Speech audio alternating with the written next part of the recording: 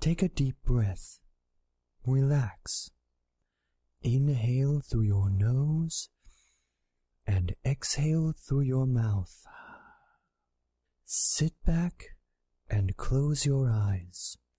Gradually release the tension, starting from your toes, working up your legs to your pelvis, and from your fingertips, slowly up your arms to your shoulders. The Stacking Benjamins Show, no matter how bad it gets, is your favorite podcast. I will count backwards from 3, and when I snap my fingers, you'll be overcome with delight at hearing the start of this episode. 3, 2, 1.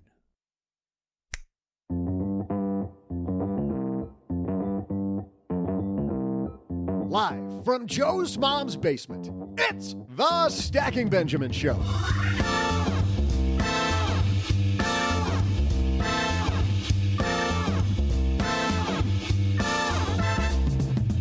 I'm Joe's mom's neighbor, Doug, and how do you make the best moves in an ever-changing investment landscape? Well, you listen to experts, of course.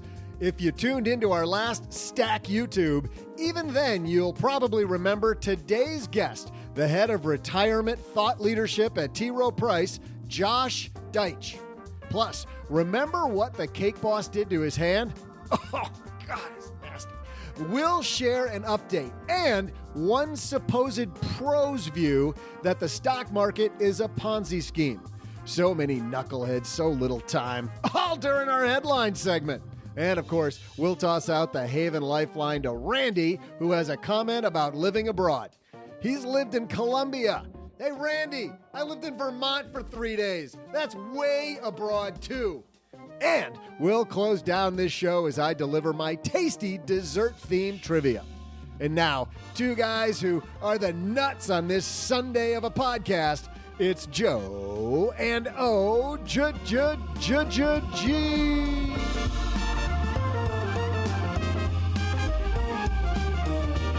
And a happiest Wednesday to you. I am Joe Saul-Sehy, Average Joe Money on Twitter. This is the greatest money show on earth. We're so happy you're along for the ride. And across from me, the guy who is the clown act in the circus, Mr. OG. I've got the big red nose and the big shoes. Is that what you're saying? You know what they say? I am not the fake OG on Twitter, and very close to 1,000 Twitter followers, by the way. But they say big shoes, big nose. They do say that, right? They do. Yep. Yes, absolutely. Happy Wednesday to everybody. We got a great show today. Wednesday. Josh Deitch. Man, I can't pronounce anything. How about Josh Deitch from T. Rowe Price? If you attended our stack event, Restacking Your Benjamins early this summer, you saw Josh, and he's back with some data about how people use their retirement plans. Who's being naughty and who's being nice, OG? We're going to find that out. We've got a great show today. By the way, before we get into that, if you're somebody that likes our headline segment, get headlines 6 days a week from Bobby Rebell and I. That's Money with Friends. It's our other podcast. Head over there wherever finer podcasts are distributed. Got a great show today. We got an OG. I've got my hand raised. No one can see. Why do you raise your hand? I would like the record to reflect that would be Bobby Rebell and me. Me be Bobby Rebell and I. You be and I Rebel Bobby. Yes. And now that we have the English lesson, it's time for some headlines. So let's move. Hello, darlings.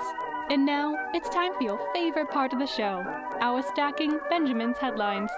I think we could collectively call today's headlines, when you put them together, a dumpster fire. Oh, Just all right. Complete Cool. dumpster fire.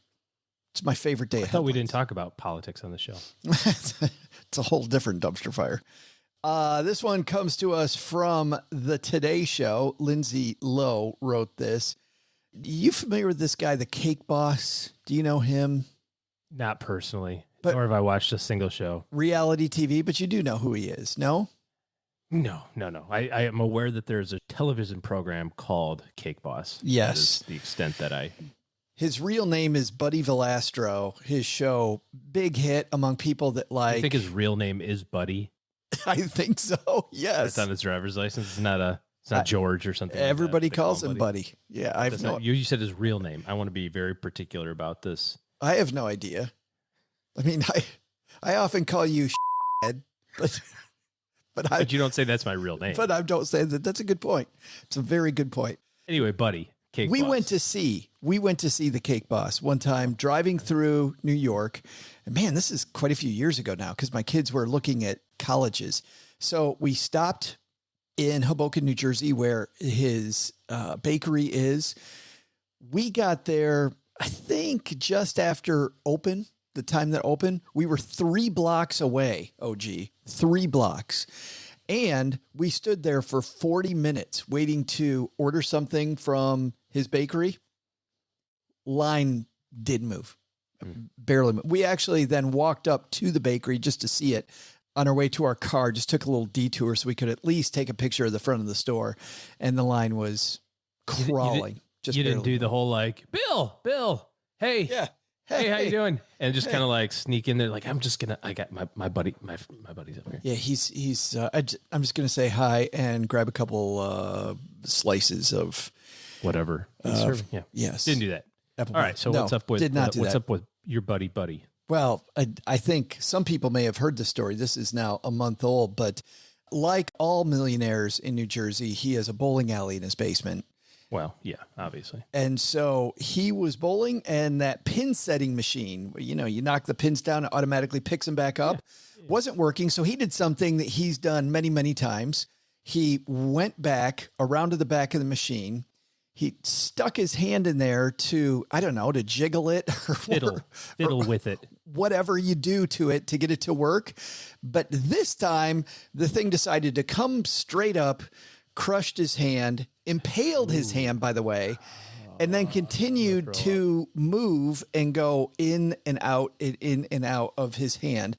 In fact, the only way they were able to get the thing removed from his hand was his son had to go get a saw and had to saw the piece completely off so he could get his hand out of the machine. I'm just going to go throw up now. So just a moment. And of course, but wait, there's more. It was his dominant hand. And he's a dude that does these very intricate cake decorations for a living. Oh, you're talking about his dominant hand for cake decoration. Okay. Good news follow-up story from Lindsay Lowe, as I mentioned. Cake boss Buddy Valastro practices cake decorating again after serious hand injury. Buddy Valastro slowly but surely getting back to decorating cakes. The Cake Boss star shared photos of himself adding icing embellishments to a white cake with his left hand after his dominant right hand was seriously injured in a gruesome bowling accident. And they're showing him, and man, is he concentrating. I mean, just imagine spending your whole life decorating cakes with your right hand, and now it's his left hand. And that's why you have own occupation disability coverage. It's exactly what I was thinking. I'm like, man, you know how much money this guy makes? I know that he has in the Venetian at Las Vegas has a bakery and a restaurant there. I mean, this guy has turned into a national and international superstar. And yet people, OG, say, I'm pretty safe with my stuff. Pretty safe. I mean, Buddy's a cake decorator guy. What bad things could happen to him that would... Well, this is, there's this story. There's the story of the surgeon who slams his hand in a car door and has nerve damage. Own occupation coverage for your work is really just that. It's your ability to do your job. That doesn't mean he can't go teach this. He could still be a TV personality and make just as much money, probably, being a TV personality as he could or does from his bakery business. But that's not what you're protecting. You're not protecting your ability to go make some money. You're protecting your ability to make the money doing the thing that you're trained for specifically now. So most group coverage doesn't have this. A lot of individual coverages do, but you want to make sure that you've got what's called own occupation coverage on there. You know, in his case, if he could never decorate another cake, but he could judge cakes or he could do his TV program, he still gets to make money, and his disability policy still pays him because he can't do his other job. He's cleaning up. Win-win. Yeah. He's like, can I do this to my other hand? Who needs that dominant right hand when I can make tons of money? It reminds me of the movie Office Space when the dude gets disabled and he's in this He gets in a car accident because he's trying to kill himself. He's in this absolutely full metal thing holding his body cast neck in place. And he tells the main character this line. Good things can happen in this world. I bet that's what Buddy's thinking right now. You know, this has been a blessing. It's been probably not. Another point here is that I would often have people tell me that they were very safe in their life, but this was a random thing, right? I mean, this was completely random, OG, and it happened at home. You look at disability statistics, that's the way it always happens. You're going about your day, you're in your garage and something falls on you, right? Or you're, going up the ladder like you have 30 times to put the decorations on the house, your foot slips, and that happened to a client of mine. That was ugly. Yeah. It's like Mom says, it's not you I'm worried about. It's the other guy. It is the other guy. In this case, you're the other guy. You're the other guy. Yes. Yeah. Wait, I'm the other guy. Oh, you think that one's bad? I feel bad for Bud. I seriously, I mean, Oh yeah, nobody wants their hand impaled, especially their dominant one. Especially the dominant. If only it were the other one, would have been way better. Our second headline comes to us for an entrepreneur. Ready for this one? Tom Wheelwright wrote this.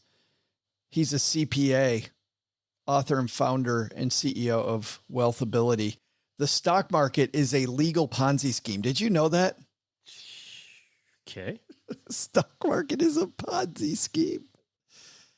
I love this. I saw this and went, oh boy. Oh, here we go. And Tom definitely has a point of view.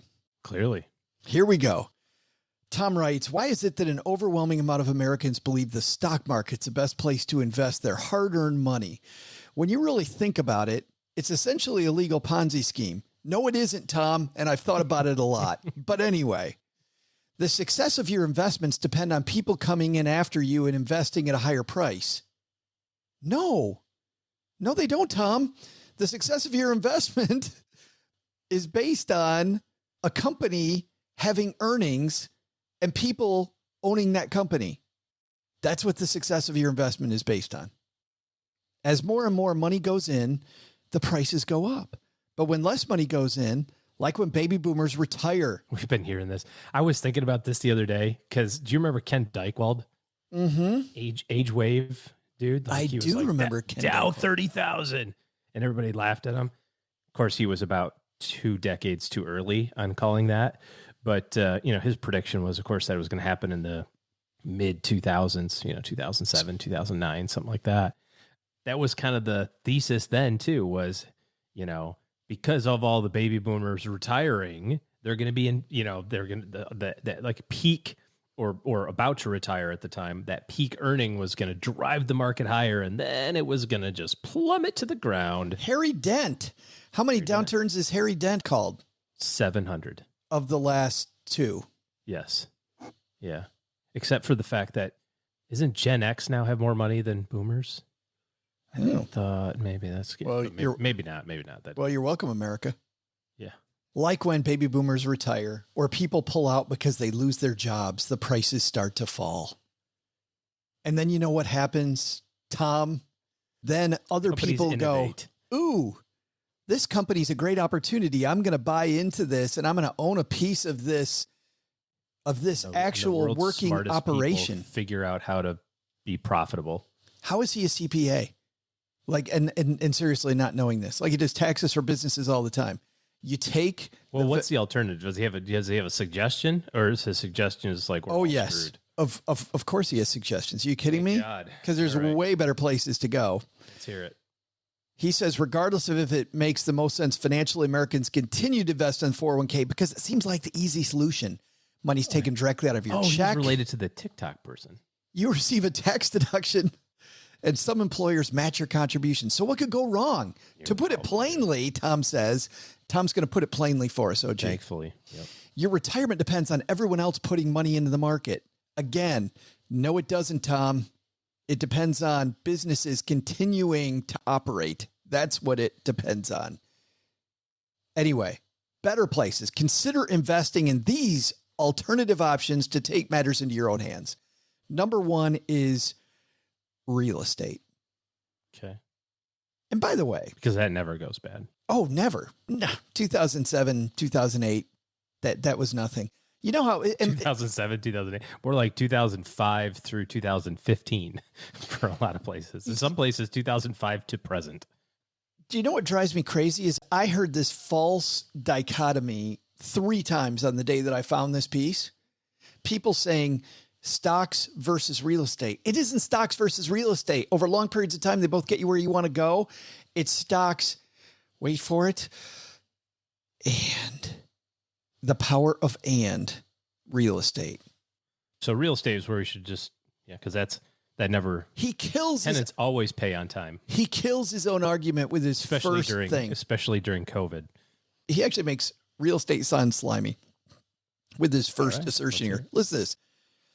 The government wants you to invest in real estate and will reward you for doing so with a plethora of opportunities to reduce your taxes, including the bonus depreciation deduction, 20% pass-through deductions, low-income housing credits. Neither of which you can take if you can't take bonus depreciation on real estate properties, and you can't unless you're an actual real estate, like a realtor. Like if you're you and me, you can't do QBI on that. But he lost me even before that, OG. The government doesn't give a flying how you Hello. invest. The government wants you to invest in real estate. The government can't even figure out how to operate Washington. The government doesn't. It's not like Donald Trump and Nancy Pelosi and everybody on Capitol Hill put their heads together and went, you know what we're going to do? We're going to make it so real estate is the thing that everybody invests. What do you guys think? They can't agree on anything. The government doesn't want you to do crap. I'm just a big fan of the fact that he is completely false on his first 2 points. Oh, it gets better. Next spot, oil and gas. United States been working to reduce dependence on foreign oil for years, and lucky for you, the government provides huge tax benefits to those who invest in oil and gas. You don't invest for tax benefits, Tom. You invest to make money. Real estate's good to make money. Oil and gas has been great lately to lose your ass. And talking about let's skate where the puck's going here. I mean, I'm not convinced that we're gonna go like flip a switch and all of a sudden be completely like wind and solar and wave energy, but it's coming, right? It's not gonna happen tomorrow, and it's not gonna happen maybe in the next 10 years. And there's a lot of people on the other side of that fence that are like clawing and grabbing and trying to make sure that there's, they got to keep their stuff going. I get that. There's a lot of pull on the other side, but you can't stop innovation. It's very expensive. I looked at like how much it would cost to, Tesla has the roof shingles now. They have the solar panels you put on your roof, and then they have shingles that look like shingles that are made of solar, whatever energy absorbing material. Sweet. Non-destructible. They can never fall off. They warranted forever, and you never have to use electricity. Now, it's super expensive. It's hundreds of thousands of dollars. But that's the today cost. That stuff, if you think about Moore's Law and how that technology is just going to continue to get better exponentially over the next decade. Well, I'm pricing or 20 years I'm or pricing 30 years. televisions right now, and the newest technology out for televisions, 55-inch screen, $1,500 to $2,000. Yeah. 2-year-old technology, $395. Yeah. So again, we won't stop using oil and gas, I don't think, for stuff because it has other applications in the industry. But it's going to be a different. He's got another one, OG. Okay. Agriculture. Well, Investing in Good. agriculture is another great way to diversify your portfolio. In fact, the United States allows a 100% deduction for the cost of running a farm, including the cost of feed, seed equipment, and other operating expenses. Are you kidding me? you know what's crazy? The U.S. government also allows 100% deduction for expenses running a car manufacturing plant, a car wash, Uber business, financial planning firm, a podcast company, any business deduction for any business. The IRS allows 100% of that. Farming is a great profession. I'm not knocking farmers. I think it's highly technical. It's becoming more technical every year. Why the hell am I going to go invest in something like agriculture when I'm Bob from the city, right? I'm just, you know what? I'm going to just go plant a few seeds in my backyard and we'll sell those things and sell it off to Welch's and Birdseed, and we're going to make some money. Apple made $58 billion last quarter. Maybe I'll take a little of that. No, it's a Ponzi scheme. It has nothing to do with the fact that Apple is a well-run company and somebody else can run it and I can be part owner. Well, hell, even if it is a Ponzi scheme, so be it. I'm at the bottom, baby.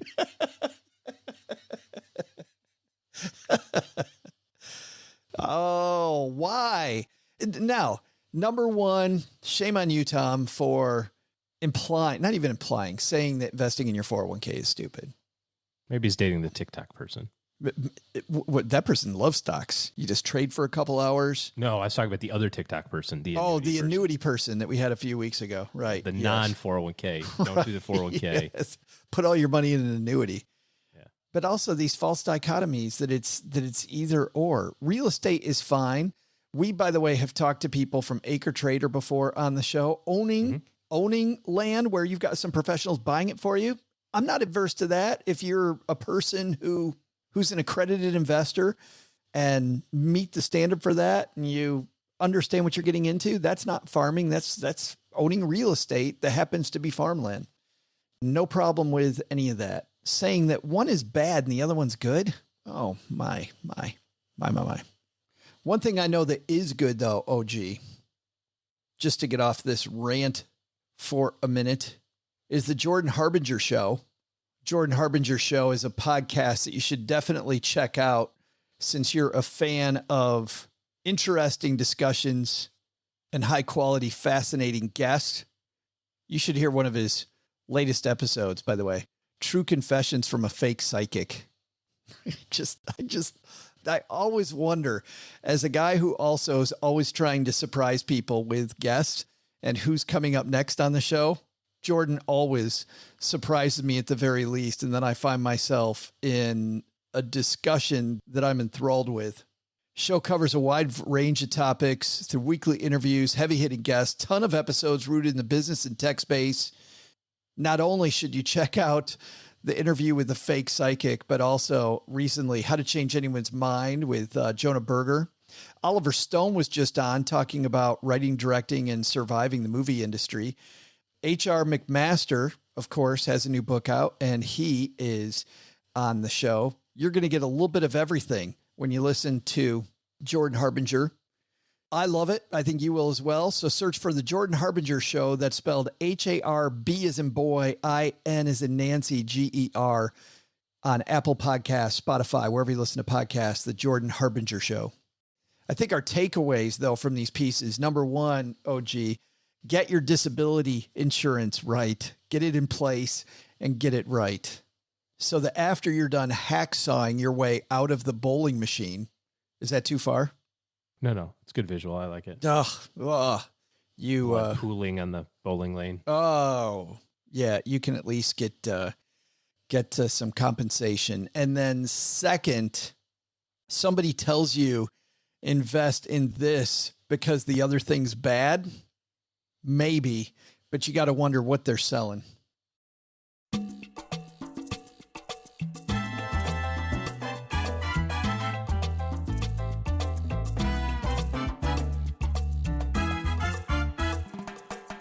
Our guest today leads retirement thought leadership at T. Rowe Price.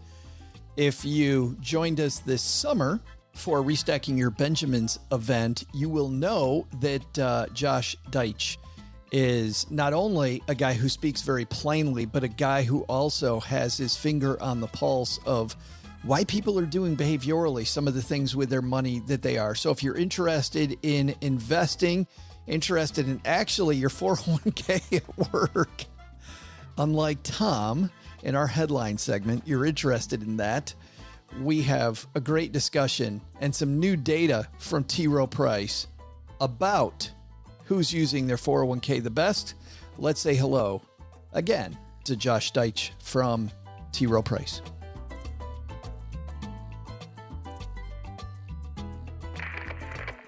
And joining me on my dad's shortwave radio from T. Rowe Price, it's our friend Josh Deitch. How are you, man? Not too bad. Thanks for asking. I was so happy that you come back after the live event. I had a lot of fun, but normally, Josh, I don't know if you know this, we kind of scare people away, so it was good of you to come back. Either that or I'm foolish. one of the other. He's like, hey, it can't be bad twice in a row, but soon you will see, my friend. Soon you will see. Well, I was very interested when I was reading recently about a study that you and your team did, really comparing this financial crisis to the last one. And I think as a way of introducing this, but put me at the table when you guys decided to do this study. What were you thinking and what did you decide to approach with this? Well, it's interesting. You know, we do this study every year. Quite frankly, when the coronavirus pandemic came about, our whole world got turned upside down. And obviously, a lot of people's worlds got turned upside down. It got us thinking, how do we look at this data in a way that provides a little bit of context? Because when we do this study, we're often analyzing the data, 6 months after we get it back. And so we started thinking, it's like, well, we've got this. It was a year ago. Couple of years back, we looked at what people remembered doing during the global financial crisis. And then we also have all this great transactional data from our record keeping business. So what are participants doing right now? And we thought, well, geez, wouldn't it be kind of neat to be able to say, well, where were people a year ago? Where are they today? And what did they do 12 years ago? So by global financial crisis, for our younger listeners, there was this horrible crap that happened back in 2007, 2008. Were you at T. Rowe Price then, by the way, back then? No, I wasn't. I was an industry consultant, still working in the retirement industry, but very different perspective. I remember early on, and this is maybe 2006, I'm at my kid's swim meet, Josh, and my friend is reading the Wall Street Journal. Of course, you're at these swim meets all day long and your kid swims for 17 seconds. So we're sitting there passing the time. He's reading the Wall Street Journal and he turns to me, he goes, this mortgage situation I think is going to blow up.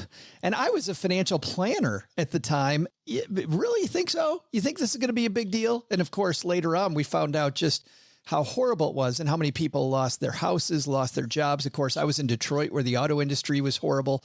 But this was a time again where people felt like things were being turned upside down. What did you find out then about people? What happened to them then at 2008 that impacts us today? Well, what's interesting to me is comparing the circumstances around, how people save in retirement plans. Some of the things that we take for granted today either didn't exist or were nascent during that time.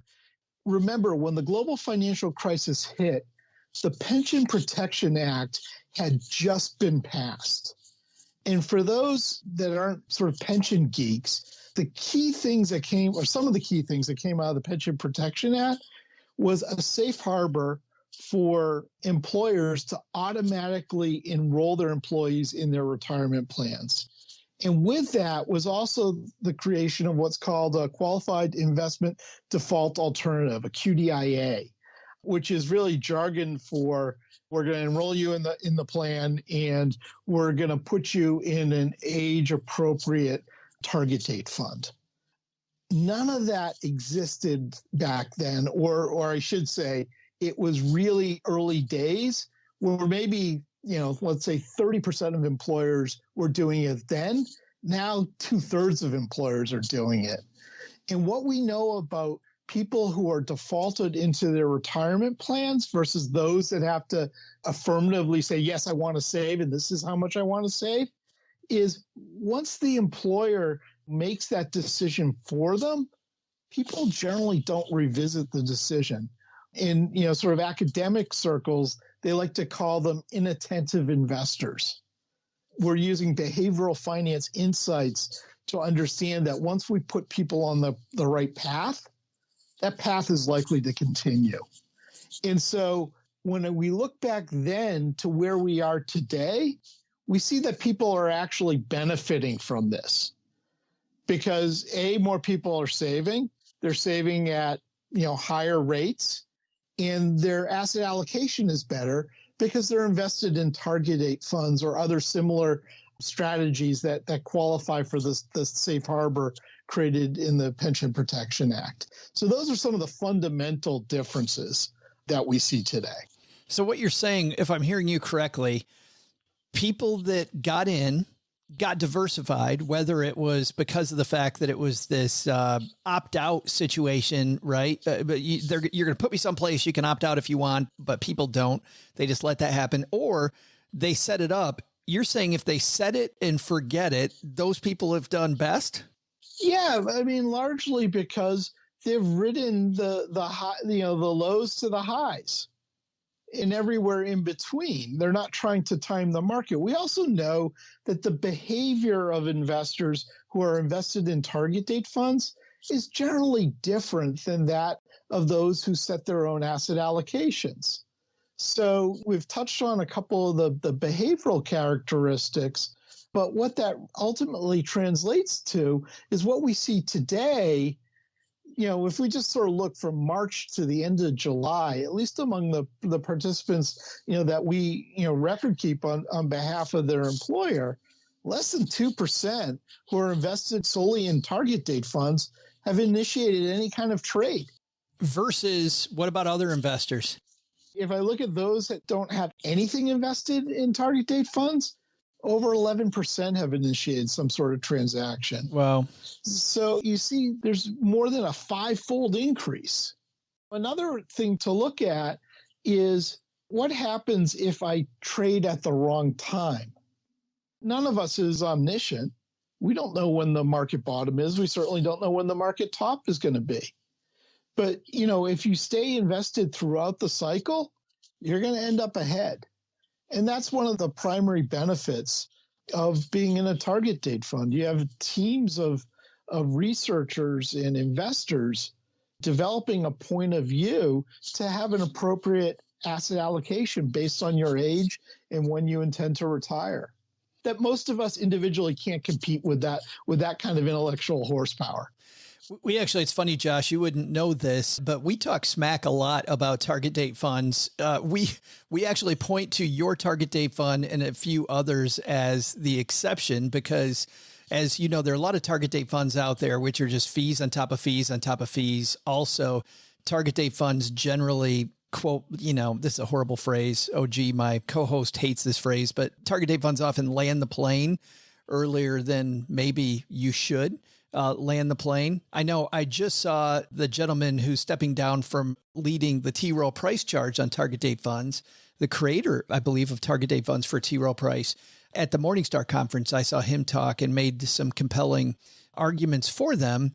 But I love what you're saying here. It's about your behavior. If you just set it and forget it, and you don't try to initiate trades, you're going to come out farther ahead. Yeah, I mean, we have large teams looking at this. It's really hard for an individual to have all of those skill sets to do it on their own. The basic point that... It just makes it easy, I think, is what you're trying to say. It's easy, and better yet, it's informed. Yeah. Let's move over, Josh, and talk about things that you've seen from this pandemic. How has people's saving changed during the pandemic? Has it been largely good, or are we seeing people make a lot of self-destructive mistakes? Well, it's interesting. A moment ago, I mentioned the effects of the Pension Protection Act, where people are more commonly defaulted into participating in their employer's plan, and their employer sets their contribution rate and oftentimes either gives them the option or does it for them of increasing that contribution rate every year. And what we've largely seen is that investors are staying the course. Roughly 2.5% of the participants, active participants, have stopped saving. And less than 6% have actually reduced their savings. Oh. So what I would take away from that is that someone's willingness to save or ability to save is really a function of their human capital, their employment.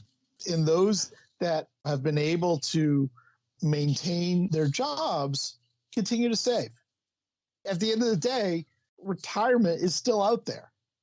What other choice do you ultimately have?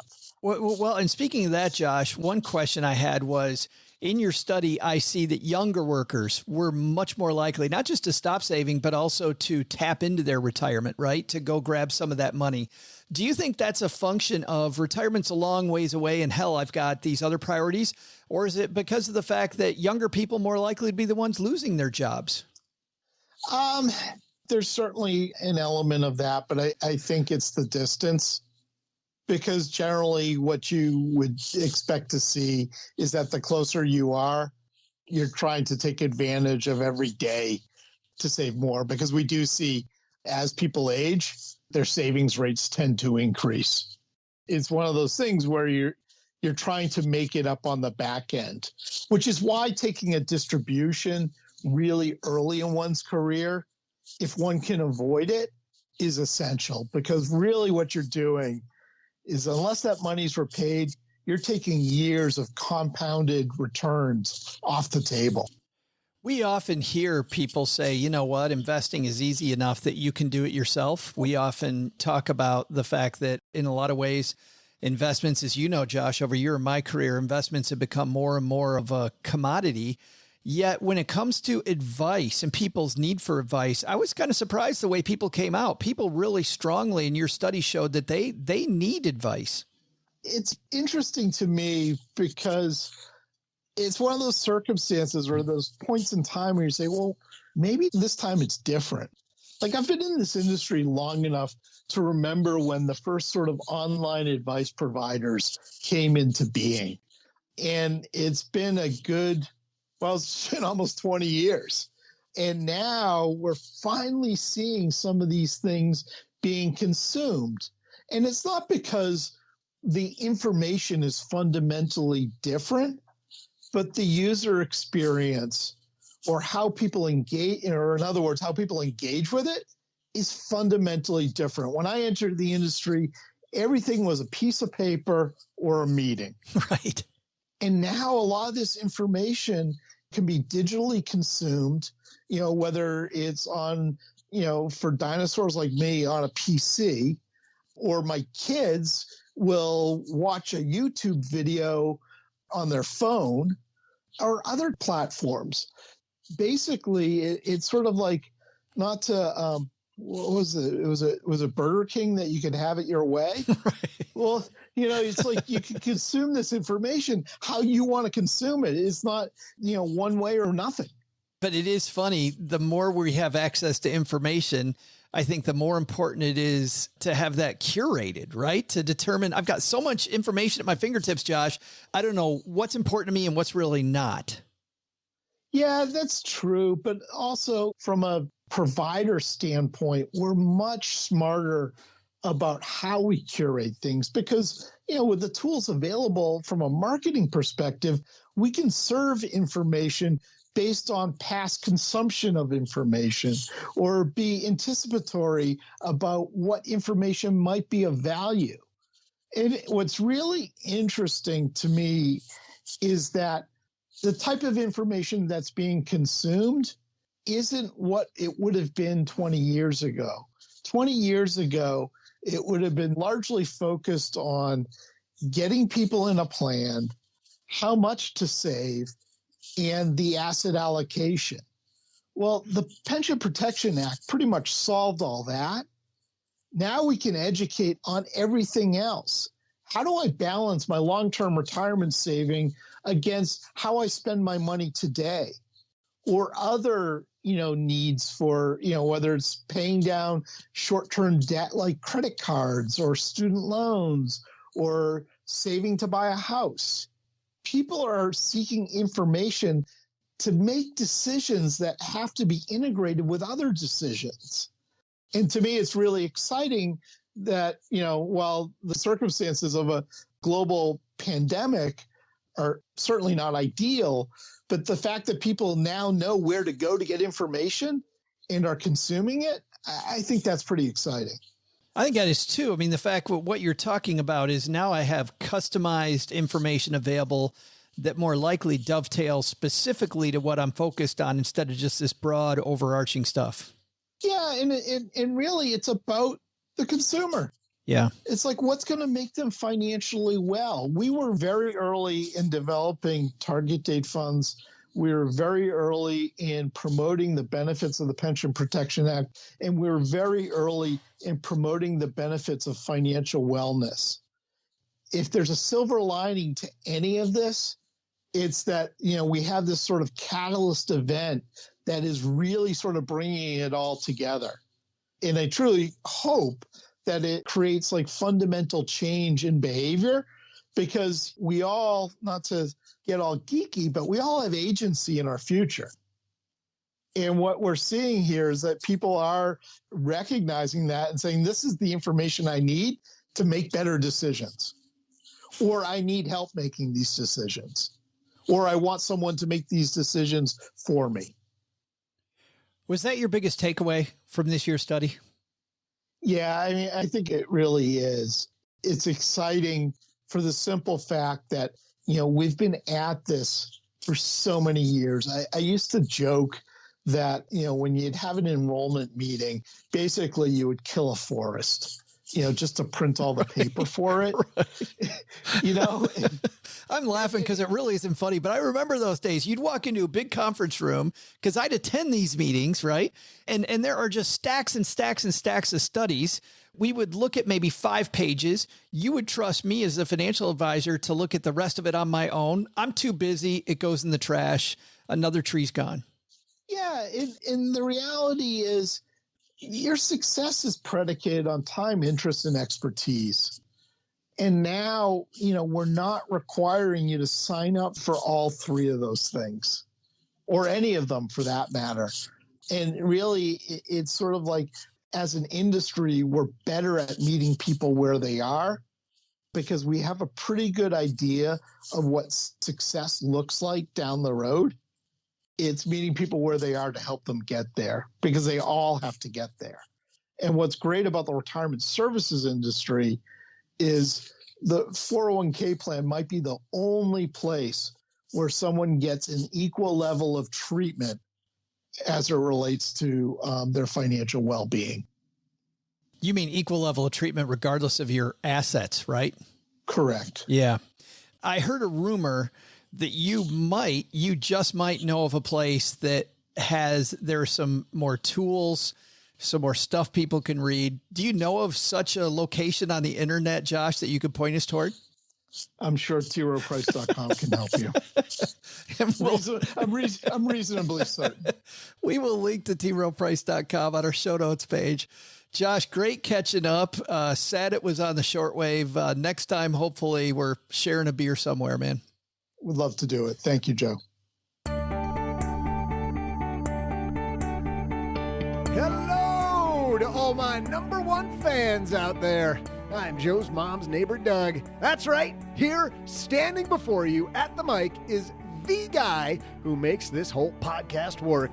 Did you know that today is National Dessert Day? That's right. One of the best days of the year. And to celebrate, Joe's mom said she'd make me one dessert of my choosing. How does this lady expect me to pick one dessert when there are so many to choose from?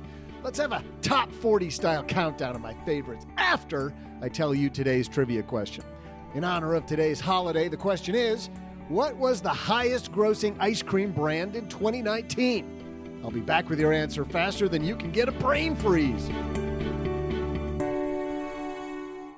So Kevin on our team asked me recently, he's a new member of the team, why don't we have a place where everybody can go and see everything? And I said that we do. We, of course, have NetSuite. If you're a business owner, you don't need us to tell you. Running a business is tough, but you might be making it harder on yourself than necessary. Don't let QuickBooks and spreadsheets slow you down anymore. Time to upgrade to NetSuite. You can stop paying for multiple systems that don't give you the information you need. When you need it, you ditch the spreadsheets, all the old software that you've completely outgrown. Now's the time to upgrade to NetSuite by Oracle, the world's #1 cloud business system. If you're on a road trip, this is an analogy, by the way, that I used for people with their money, and it's the same thing with your business. Why do you have, it's okay to have money diversified in different banks and different places, but why you wouldn't have one dashboard that shows you everything doesn't make sense to me, especially right now at a time when it's so easy to get a dashboard. And why is that important? Well, let's say that you have a 401k that doesn't have many small company options in it. Your IRA maybe has a lot of different opportunities for small company. If you have one dashboard, it's easy to see your strengths and weaknesses and plan on everything dovetailing together. It's exactly the same for your business. Why not have visibility and control over your financials, your HR, your inventory, your e-commerce, and more? Everything you need in one place instantaneously. That's what NetSuite gives you. So whether you're doing $1 million or hundreds of millions in revenue, save time and money with NetSuite. Join over 21,000 companies using NetSuite right now. Let NetSuite show you how they'll benefit your business with the free product tour. See the dashboard yourself at netsuite.com/stacker. Schedule your free product tour right now at netsuite.com/stacker. netsuite.com/stacker. Hey, fellow sweet tooth connoisseurs. That's right, I speak French. Well, I'm debating what to have Joe's mom make me for National Dessert Day. Likely choice would be the classic chocolate cake. But what about chocolate chip cookies? Yeah, but I've also been craving cheesecake lately. Or maybe better yet, I could go with the simple yet delectable Rice Krispie treat. This isn't good. I'm even more lost than when I started this little exercise. I think I need to go take a deep look to see what I really want in life. But before I do that, let's get back to today's trivia. The question was, what was the highest grossing ice cream brand in 2019? Well, I'm not going to tell you that just yet. First, you need to know that coming in at number 2, it's the German favorite, Häagen-Dazs. I thought that was from New Jersey. Anyway, they raked in $569 million in revenue. But coming in at number 1, 2 of my favorite dudes, Ben and Jerry, who managed to pull in $681 million in revenue. Now, that is a lot of creamy delight, if you know what I mean. It's time for me to go get my sweet on with Joe's mom's dessert. See ya. Man, I miss my days in Vermont doing quality control for Ben & Jerry's. That was hard work, OG. Yeah, I bet it was. It was very difficult. I had to tell Jesse from MetPro that I gained a little weight, but I was doing God's work. So It's important to do. very, very important. Big thanks to Josh for stopping by. How about his date on target date funds, OG? Just like Fidelity's dead people study. It doesn't matter what you have, as long as you just leave it alone. Behavior. Just stop mucking with it. That General explains why, I was going to say, that explains why they're seeing such great relative performance against other places. Sure. Because there's nothing to do, like you said. Yeah. And if you're going to choose a target date fund, let the manager do their job. Going to choose an ETF, let the strategy be what it is. The biggest problem that you and I see in investing, you want investing 101? Stop changing your strategy every 47 seconds. Yeah. But what about the election? Shouldn't we? We need to Maybe do I something. maybe I should wait for Corona stuff to. I'm just going to settle down until the new tax laws come out. I've had 87 people pitch me on things that we should do around the election. And guess how many of them Vote. Guess how many of them That's people the are thing you should do around the election. One thing. you should Vote. Early and often. Guess how many election-based guests you're going to hear on this show? Say 0. It's 0. We are not going to do it because, as you and I both know, overwhelmingly the evidence suggests the stock market will go on. It will go on. It will be bumpy because everybody thinks it's going to be bumpy, and then it will go on. Weird how that works. Hey, let's throw out the Haven Lifeline and tackle some of life's greatest questions. Our friends at Haven Life Insurance Agency, they put what you value first. I'm going to say all the fall stuff right now. Yeah, like caramel apples. I had a caramel apple the other day. I am so ready to get to a place that's celebrating fall. Oh, it's fall in Palm Springs, isn't it? It is my last day. Today is my last day here in Palm Springs, and it is going to be, Mom was celebrating this morning, only 96. Yeah, First time below 100. I distinctly remember this conversation a month and a half ago when you were talking about going to Palm Springs. I was like, you realize it's hot there, right? Do you know what all the time? Do you know what the average temperature is, though, for the time that we were here? 95 degrees. Which one might argue is pretty hot. I can deal with 95 for, 3 hours in the afternoon. That's fine. 108 and 111, whole different story. But next week, we're in the fall, and I'll be bitching about the fact that it's cold within 3 days. I don't know. I have a feeling I know where you're headed, and I don't think you're going to be complaining. The weather should be pretty good. Pretty nice. I love the fall stuff. I love the fact that Haven Life says it's your loved ones and your time here in the fall. Great time to spend time with your loved ones. That's why they made buying quality term life insurance actually simple. You head to StackyBenjamins.com/Haven Life now to get a free quote. Hit the pause button. Do it now. We talked about disability insurance earlier. Do not mess up your disability insurance and your life insurance in the same episode. StackyBenjamins.com/Haven Life to get your life insurance in order. Today, OG, we're going to take a letter from the mailbox. Randy weighing in on our Guy Raz episode said, I was just listening to your Guy Raz podcast. You were talking about other living locations. I actually lived in Medellin, Colombia last year. Remember we were talking about living abroad? He lived there as a trial run. I'm 28 years old and threw all my stuff in a storage unit and booked a long-term Airbnb there. It was insanely easy, especially as I'm based in Florida. It was quicker to get there than the West Coast in the US, and the round trip flight cost me about $150 out of Miami. While living there, I worked during the day and took Spanish lessons in the evening. I saved a boatload of money, more aggressively paying my loans down and living a much higher quality life than I have here. I think I paid about $300 to $400 or so per month in rent for a high-rise apartment in the more expensive area town. There's an enormous expat community there, also some of the friendliest locals I've ever come across. I think what I was most shocked about was how easy, in quotes, it felt. Some people thought I was crazy, but it really was a very easy transition. Want to comment? You were spot on about Colombia. It's a beautiful place full of beautiful people. Love the show, Randy. I love this idea, Randy, of going abroad. I will tell you this, that after spending 3 months without a true home base, moving the basement around, not for me. Don't get me wrong. I'd love to live in Colombia for a month. And I also like the idea of staying in a place for a month, OG, because of the fact that you get to know the place. Now, Palm Springs largely has been closed while we've been here. Yeah, it's a bummer. Can't go up to the top of the mountain like a lot of people have told me to do. You wouldn't have done it anyway, because I told you that thing spins, and you were like, nope. You lost me at the word spins. Yeah, I know. We did it, and I stood in one spot, and like I was walking with the spinning so that I would always be facing uphill. And the guy's looking at me going, can I help you? I'm like, nope, doing good. And the tiki bars, I love the mid-century modern stuff.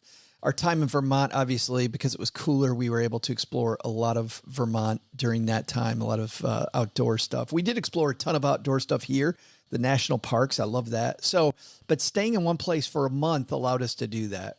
I like that much better than a trip we took my senior year of high school where my parents said, hey, Joe's graduating. Let's grab the family 5 and see everything west of Michigan in 3 weeks.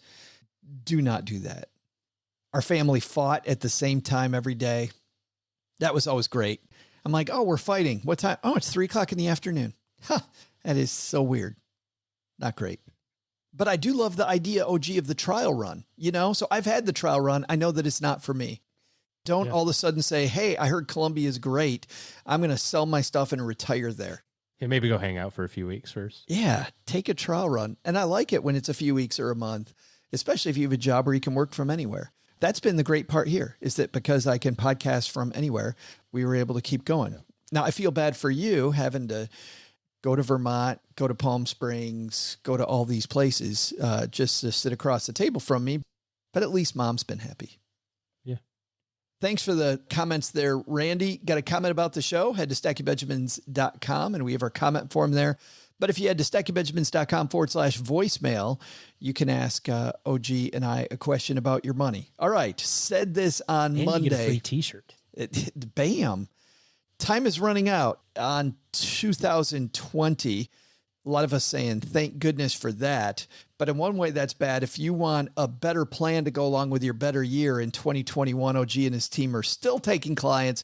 Head to stackingbenjamins.com/OG to get on their schedule and to see how their team can help you do better with your money. All right, that's going to do it for today. Let's lock this thing down. Doug, you've got it from here, man. What should we have learned today? So, what should we have learned today? First, take a lesson from our headline. Forget the stock market. Invest in corn. Yeah, probably not. Second, take a lesson from Josh Deitch. Want to invest better? Diversify and then don't touch it. Period. Hands off. No, don't. I just said no. Back away. Step away from the investment. Okay. But the big takeaway?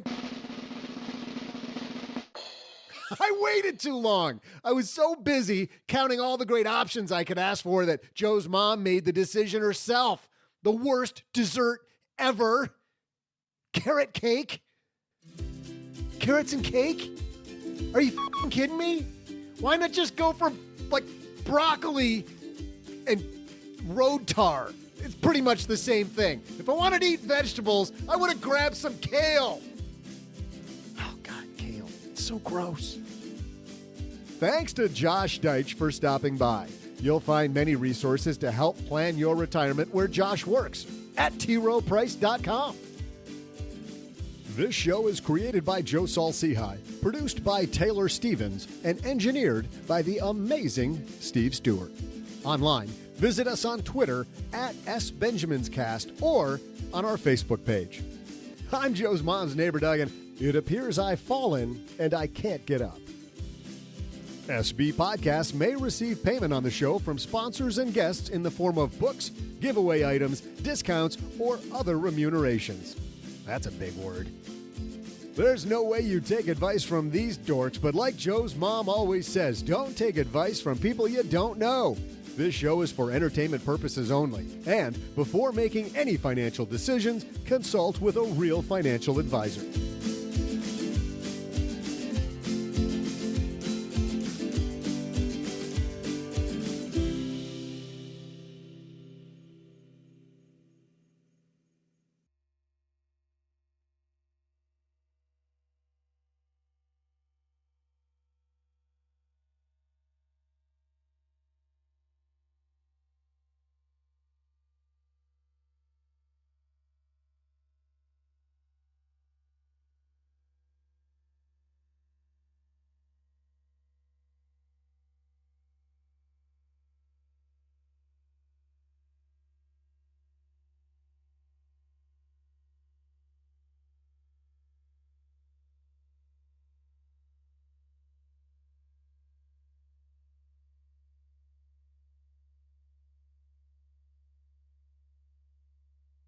We got caught up on The Boys.